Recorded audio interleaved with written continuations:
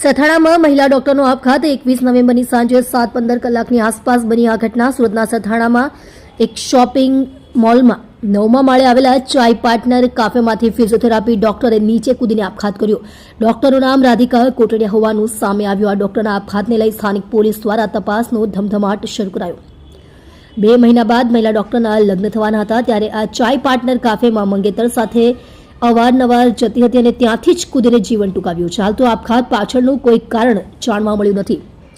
મૃતકના પિતા હીરાના કારખાનામાં રત્ન કલાકાર તરીકે નોકરી કરે છે. રાધિકા સરથાણા જુગાદનાકા વિકાસ શોપર્સમાં પહેલા માળે પોતાનું શ્રીજી ફિઝિયો ક્લિનિક ચલાવતી હતી. 19 નવેમ્બર 2026ના રોજ તેના લગ્ન થવાના હતા. દરરોજ સવાર સાંજ રાધિકા પોતાના મંગેતરની સાથે વાતો પણ કરતી હતી. પોલીસની પ્રાથમિક તપાસમાં ડોક્ટર રાધિકાએ મંગેતર સાથેના અણબનાવોના કારણે આપઘાતનું પગલું ભર્યું હોવાનું અનુમાન લગાવવામાં આવી રહ્યું છે. આપ જોઈ રહ્યા છો ગુજરાતની સૌથી પહેલા ખબર આપતી Surat express news channel director Rajesh મંગલેની સાથે.